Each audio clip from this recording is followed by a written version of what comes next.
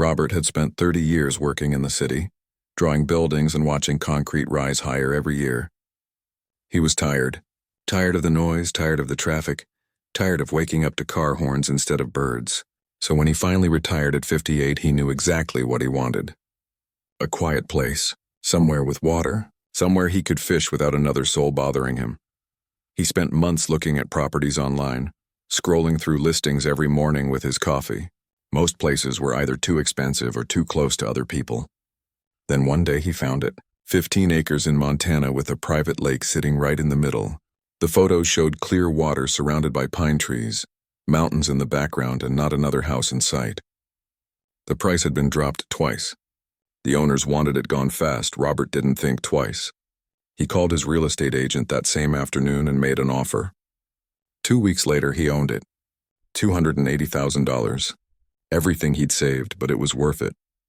This was his dream. His reward for 3 decades of hard work.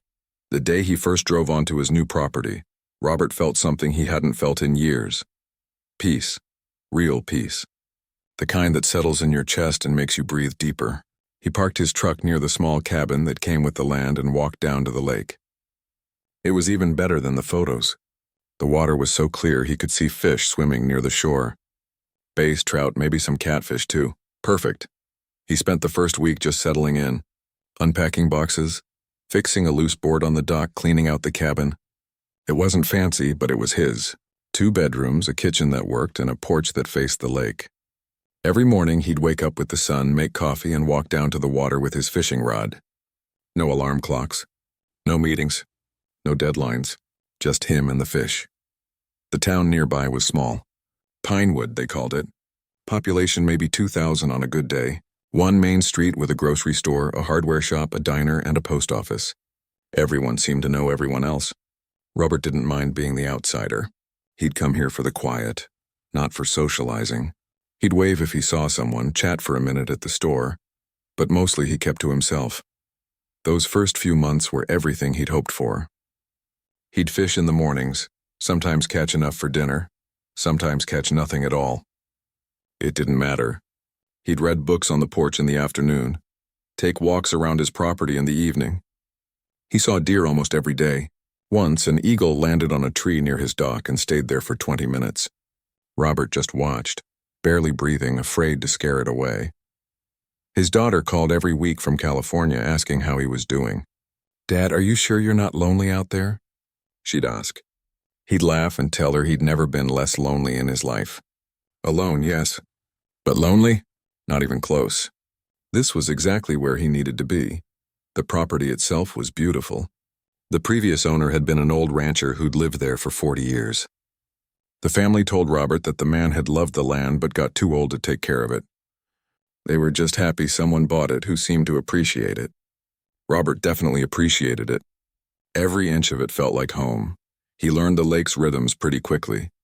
The fish bit best right at dawn and again near sunset. There was a spot on the east side where the bass liked to hide under fallen logs.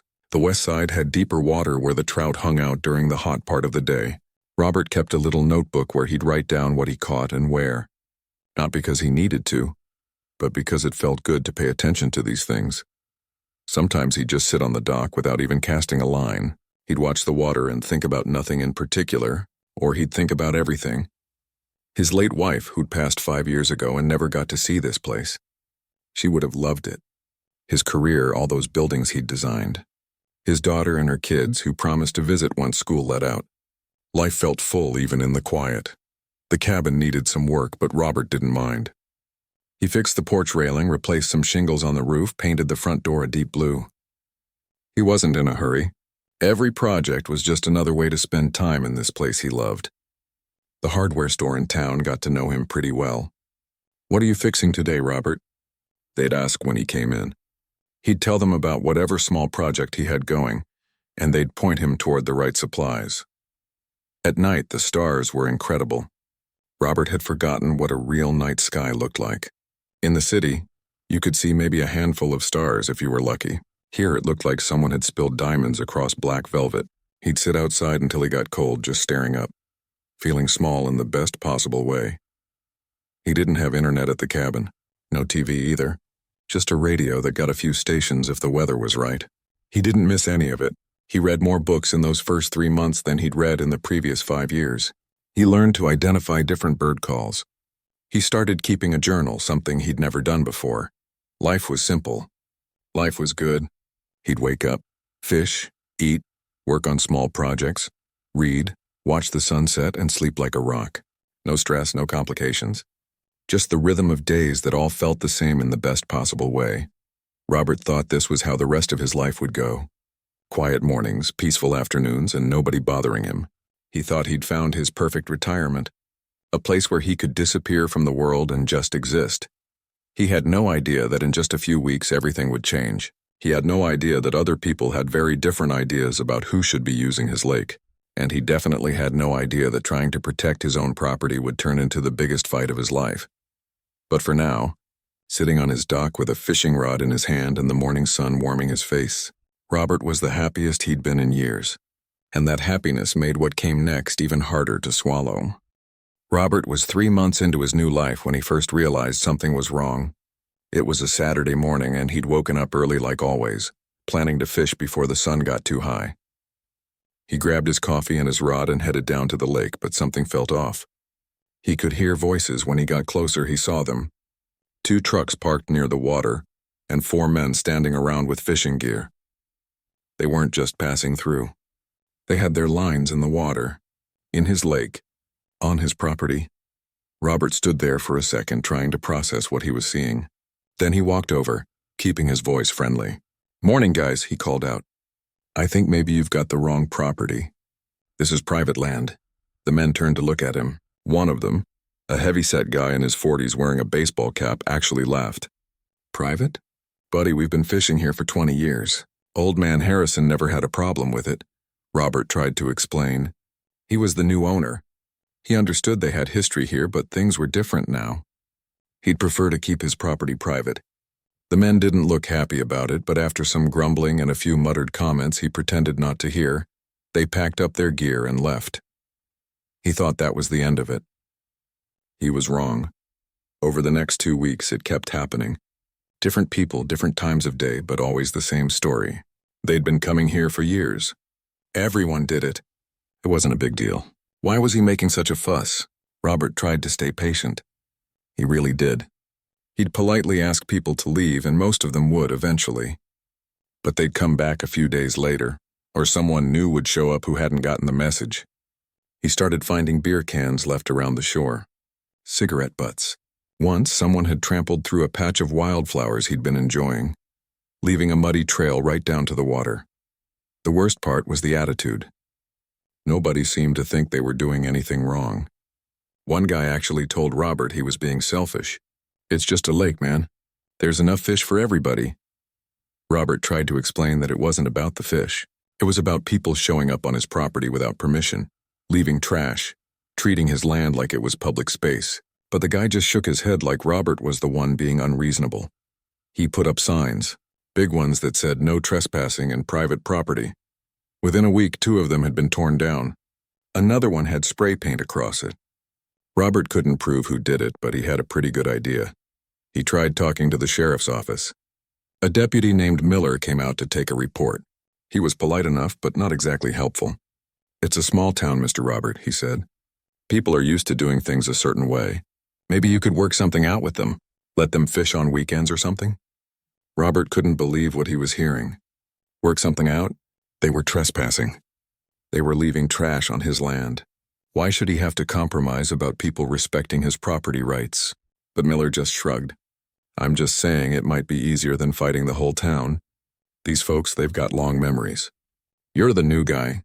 Might want to think about that." It felt like a threat, even if Miller probably didn't mean it that way. Robert left the sheriff's office feeling more frustrated than when he'd arrived. He'd moved here for peace and quiet, and instead he was dealing with people who thought his land was their personal fishing spot. The trespassing got worse. Someone started coming at night. Robert would wake up to the sound of truck engines and voices carrying across the water.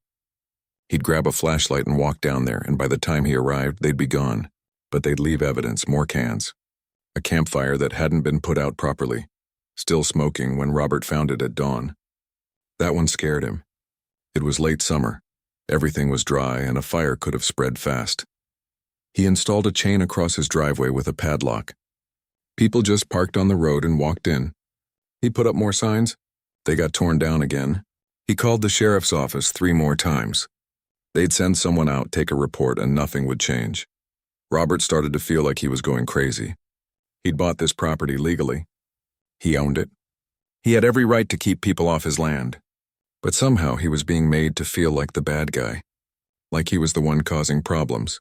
His daughter called one evening and he ended up telling her everything. She was furious on his behalf. "Dad, they can't just do that. It's your property. Can't you sue them or something?" Robert didn't know. He'd never dealt with anything like this before. He was an architect, not a lawyer. He'd spent his career following rules and building codes, expecting other people to do the same. This whole situation felt upside down. Then one afternoon in late August, everything changed. Robert was fishing from his dock, trying to enjoy what had become a rare peaceful moment. He heard a vehicle coming down his driveway. At first he thought it was another trespasser and felt his blood pressure spike. But when he looked up, he saw it was an official truck. Game warden. A woman in uniform got out and walked straight toward him. She wasn't smiling. "Fishing license," she said.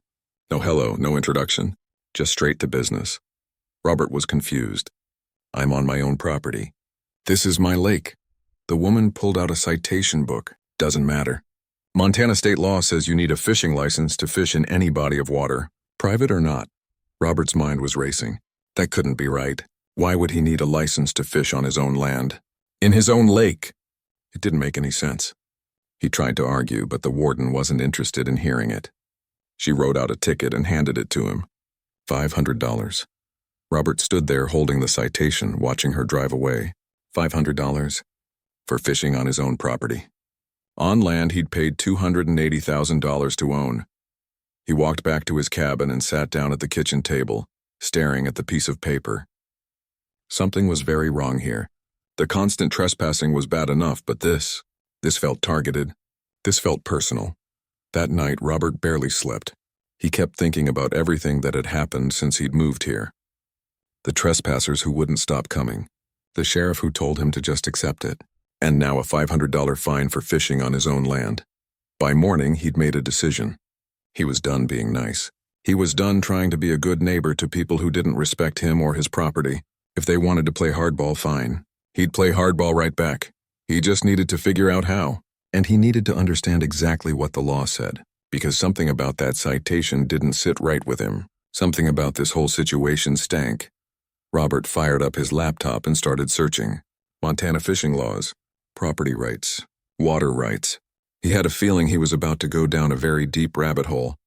But he also had a feeling that when he came out the other side, he'd have answers. And those answers were going to change everything. Robert spent the next 3 days glued to his laptop. He read every Montana fishing regulation he could find. He went through property law forums. He even found the actual state statutes and read through the dense legal language until his eyes hurt. And slowly, piece by piece, he started to understand that something was very wrong with that citation. According to everything he read, you only needed a fishing license in Montana if you were fishing in public waters or in private waters that connected to public waterways. If a lake was completely on private property with no streams flowing in or out, no connection to any rivers or public water sources, then it was considered truly private. The owner didn't need a license. Robert pulled out his property survey, the one the title company had given him when he bought the place. He spread it out on his kitchen table and traced the boundaries with his finger. His lake was completely within his property lines, and there were no streams feeding into it or flowing out of it. It was spring-fed, completely self-contained. The citation was bogus. That game warden had either made a mistake or she'd lied to him on purpose. Either way, Robert had just been scammed out of $500, but as angry as that made him, he kept digging. Because now he wanted to know everything. He wanted to understand exactly what rights he had. And what he found made his jaw drop. His property deed included something special, something that a lot of modern properties don't have anymore. Full water rights and mineral rights. That meant he didn't just own the surface of the land. He owned the water in that lake. Every drop of it. He had complete legal control over it. and according to the law he had every right to exclude anyone he wanted from his property by any legal means necessary. Robert sat back in his chair and let that sink in. He'd been acting like he needed to ask nicely, like he needed people's permission to control his own land. But legally he had all the power here. He'd just been too polite to use it. The next morning, Robert drove into the bigger town an hour away and found a lawyer. Her name was Patricia Alvarez, and she specialized in property disputes. He told her everything: the trespassing, the sheriff who wouldn't help, and the $500 citation for fishing on his own land. Patricia listened carefully, taking notes. When he finished, she looked up at him and smiled. "Mr. Robert, not only was that citation completely invalid, but you've got grounds for a harassment complaint. And with those water rights you've got, you basically have ironclad legal control over that property. We can shut this down. Hard." They filed a formal complaint against the game warden and the sheriff's department for harassment and unlawful citation. Patricia also drafted cease and desist letters to every single person Robert had caught trespassing. He'd started keeping a log with dates, times, and descriptions. Even a few photos. Patricia was impressed. "This is good. This is really good. You've documented everything perfectly." Then Robert started doing some digging into who these trespassers actually were. He asked around town carefully, checked some public records, and what he found made the whole situation make a lot more sense. That heavy-set guy who'd laughed at him the first day? His name was Dale Morrison. He was the brother-in-law of Sheriff Randall. The sheriff himself. No wonder the deputy had been so unhelpful. Another frequent trespasser was Tom Brennan, husband of Officer Brennan, the game warden who'd written him the bogus ticket. These people weren't just random locals. They were connected. They had family and friends in positions of authority, and they'd been using those connections to keep fishing on property that wasn't theirs. When Robert bought the land, they decided to run him off instead of respecting his rights. The citation wasn't a mistake. It was meant to intimidate him. Well, Robert wasn't intimidated anymore. He was angry. Patricia filed everything with the court. The judge took one look at Robert's property survey, read the relevant statutes, and dismissed the $500 citation immediately. But it got better. The judge also awarded Robert $2,000 in damages for the unlawful citation and court costs. The game warden got a formal reprimand in her file. Robert walked out of that courthouse feeling 10 feet tall. But he wasn't done. Patricia filed for restraining orders against the people who kept trespassing. All 15 of them that Robert had documented. They were legally barred from coming within 500 feet of his property. The local newspaper got wind of the story. Small-town drama like this was front-page news. The headline read, "New property owner fights back against illegal citation and harassment." Suddenly, Robert wasn't just the grumpy outsider who wouldn't share. He was the guy who'd been pushed around by people who thought their local connections made them above the law. The town split right down the middle. Some people were embarrassed by the whole thing. They'd stop Robert at the grocery store and apologize, telling him they had no idea things had gotten that bad. Others doubled down, saying he should have just been neighborly and let people fish. That it was tradition, that outsiders didn't understand how things worked in small towns. Robert didn't care about tradition. He cared about respect, and he cared about protecting what was his. Dale Morrison tried to confront him once in the parking lot of the hardware store. He was red-faced and angry, jabbing his finger toward Robert's chest.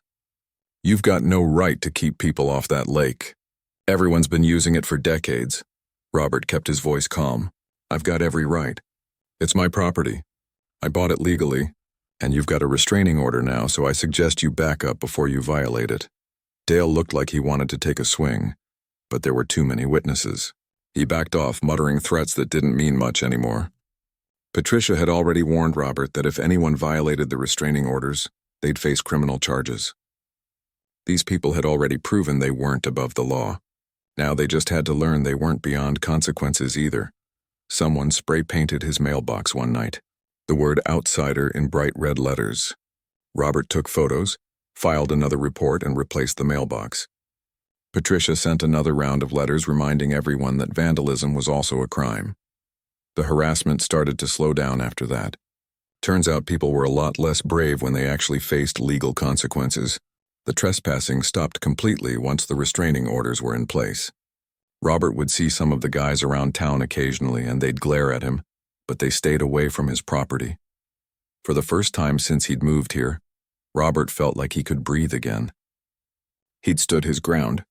He'd fought back legally and won. His property was finally truly his, but he wasn't satisfied with just winning. He'd spent money on lawyers. He'd spent time and energy fighting these people, and that $500 fine, even though he'd gotten it dismissed and won damages, still stuck in his mind. He started thinking about the future, about what he really wanted from this property. He'd come here for peace and quiet, but after everything that had happened, he realized something. He didn't just want to live here in peace. He wanted to make sure that the people who'd tried to push him around knew they'd made a big mistake. He wanted them to watch while his property became something they could never access again. Something exclusive. Something valuable. Something that would remind them every single day that they'd had their chance to be respectful, and they'd blown it. An idea started forming in his mind, and the more he thought about it, the more he liked it. He picked up the phone and called Patricia. "I need some advice about commercial leasing," he said. "And zoning laws. I think I want to start a business," Patricia laughed. "What kind of business?" Robert smiled. "The kind that's going to make me a lot of money, and make some other people very, very upset." Robert spent a week researching his idea from every angle. The property was zoned for agricultural and recreational use. That meant he could legally operate a small business on it without jumping through too many hoops. He looked into what other private fishing operations charged, what kind of insurance he'd need, and what kind of maintenance the lake would require to keep it pristine. The numbers looked good. Really good. Montana was full of wealthy tourists who'd pay serious money for exclusive private fishing experiences. No crowds, no public boat launches packed with people, no fighting for a good spot, just pristine water, beautiful scenery, and fish that weren't pressured by constant fishing. He called Patricia again and had her help him set up a proper business structure, an LLC for liability protection, the right insurance policies, everything by the book. Then he started reaching out to resort developers and luxury tour operators in the area. The third person he contacted was a guy named Jeff, who ran a high-end fishing guide service out of Bozeman. Jeff drove out to see the property on a Tuesday afternoon. He walked around the lake, checked the water clarity, asked questions about fish populations and access roads. After about an hour, he turned to Robert with a grin. "This is perfect. Absolutely perfect.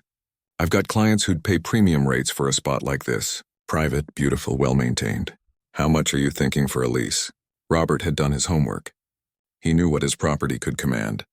$40,000 per year, plus you cover all maintenance costs for the lake and the access areas.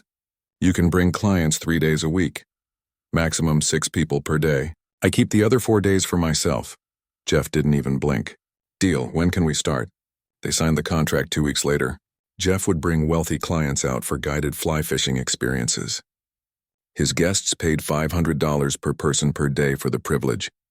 Robert's Lake, which Dale Morrison and his buddies used to fish for free whenever they wanted, was now a premium destination that would earn Robert $40,000 a year minimum. But Robert wasn't done yet. He wanted to make sure everyone knew his property was off limits, permanently, undeniably. He hired a fencing company and had them install a 6-foot wrought iron fence around the entire perimeter of his property. It cost him $35,000, but it was worth every penny. The fence was beautiful, professional, and impossible to miss. He put locked gates at both entrance points with heavy-duty chains and padlocks. Every 50 feet along the fence line, he installed large, professionally made signs. "Private property. No trespassing. Violators will be prosecuted." He added security cameras at strategic locations, 4 of them, covering all the main access points and the lake itself. If anyone tried to sneak in now, he'd have video evidence. The day the fence was finished, Robert stood at his dock and looked around at his transformed property. It looked professional, protected, exclusive. This wasn't just a retired guy's fishing spot anymore. This was a legitimate business operation, and it was completely locked down. The reaction from town was exactly what he expected. People were furious. Dale Morrison showed up at a town hall meeting and complained for 20 minutes about how Robert had ruined a community tradition, how he was being selfish and greedy, how outsiders were destroying the character of their town. The mayor listened politely and then reminded Dale that Robert owned the property legally and had every right to operate a business on it. Also, the mayor pointed out, maybe if Dale and his friends had respected Robert's property rights in the first place, things wouldn't have gotten to this point. That shut Dale up pretty quick, but it didn't stop the whispers and the dirty looks. Robert didn't care. He'd tried being nice. He'd tried being reasonable. They'd responded with trespassing, harassment, and an illegal citation. Now they could live with the consequences. Someone did try to vandalize his fence one night. They spray-painted a message on one of the signs. But Robert's cameras caught everything.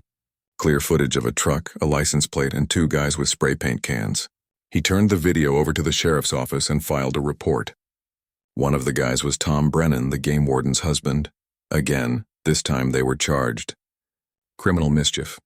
They had to pay for the damage and got probation. The game warden was even more embarrassed, and her husband had to publicly apologize as part of his sentence. Robert accepted the apology with a polite nod and nothing more. The first group of Jeff's clients arrived on a Saturday morning in September. 2 luxury SUVs pulled up to Robert's gate. He opened it remotely using the new system he'd installed and watched them drive in. 6 people, dressed in expensive outdoor gear, carrying high-end fishing equipment. Jeff was grinning like a kid on Christmas. Robert watched from his porch as Jeff guided his clients down to the lake.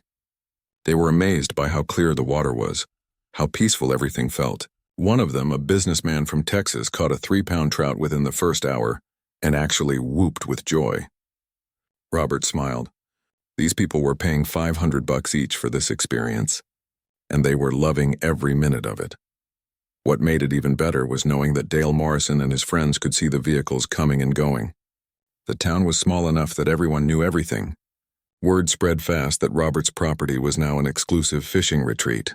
The same lake these guys used to fish for free was now earning Robert money hand over fist. Some of the locals started doing the math. 6 clients, 3 days a week, $500 each. That was $9,000 a week, over $30,000 a month during peak season, plus the $40,000 annual lease fee. Robert was making serious money off property that used to be treated like public land. The irony wasn't lost on anyone. Robert had been fined $500 for fishing on his own property. Now he was earning that amount back every single day during busy weeks. The fine that was supposed to intimidate him had backfired spectacularly. Jeff's business exploded. His clients loved the exclusivity and the quality of the fishing. They left 5-star reviews online. They told their wealthy friends about this amazing private lake in Montana. Jeff started booking months in advance. He asked Robert about adding an extra day per week. Robert agreed for an additional $10,000 per year. Robert's daughter called him after seeing some of the online reviews. "Dad, I can't believe this. You turned that nightmare into a gold mine." He laughed. Sometimes the best revenge is just enforcing your rights and letting things play out. But Robert didn't think of it as revenge exactly. It was more like justice. He'd been treated badly by people who thought they could push around an outsider. They'd used their connections to try to intimidate him. They'd broken the law and expected to get away with it.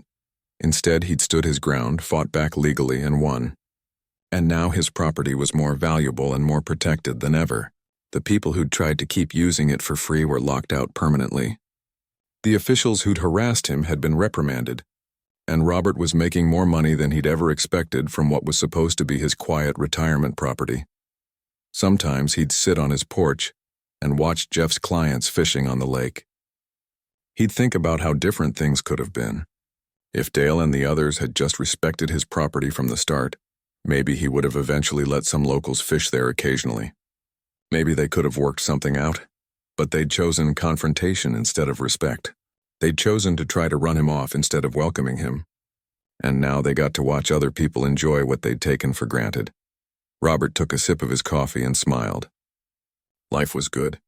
His property was secure. His business was thriving. And he'd finally gotten the peace and quiet he'd come here for. Well, except for 3 days a week. But the money made that interruption more than worthwhile. The business grew faster than Robert ever expected. By the end of the first year, Jeff had brought in over 200 clients. The lake became known in wealthy fishing circles as one of the hidden gems of Montana. 5-star reviews kept piling up online. People raved about the pristine water, the abundance of fish, and the complete privacy. Robert reinvested some of the profits into improving the property. He renovated the old cabin and added a second, smaller guest cabin near the lake. Jeff started offering overnight packages where clients could stay on the property, fish at dawn and dusk, and enjoy the full Montana experience. Those packages went for $1,200 per person per night, and they were booked solid months in advance. The money was good, but what Robert enjoyed most was the vindication. Every time a luxury vehicle pulled up to his gate, every time he saw well-dressed tourists with expensive gear heading to his lake, he thought about how Dale Morrison and his friends must feel watching it all happen. They'd had years of free access to this beautiful spot, and they'd thrown it away because they couldn't respect a simple boundary. The town's attitude started to shift too. Once people saw that Robert's business was legitimate and successful, some of them changed their tune. The hardware store owner started being friendlier, asking about how the business was going.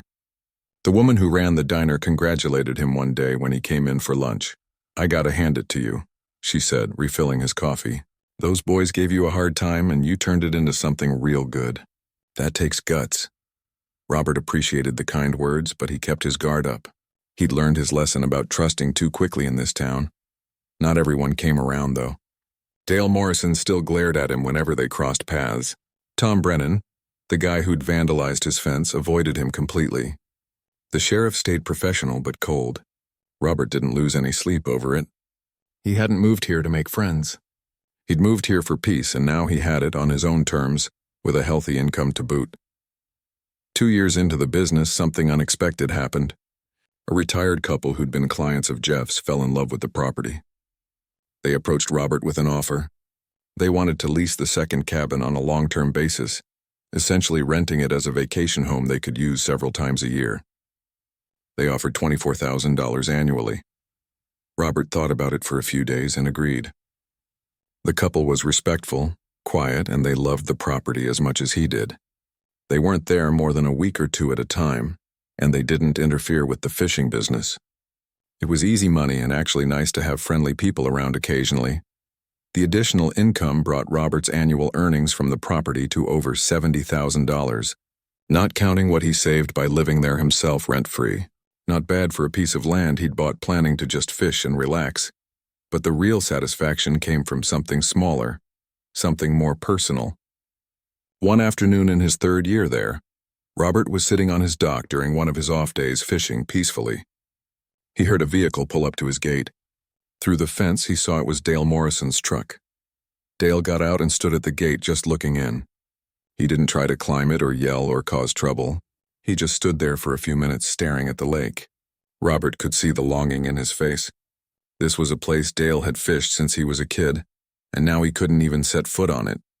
Robert thought about walking over, thought about saying something, but he decided against it. What was there to say? Dale had made his choices.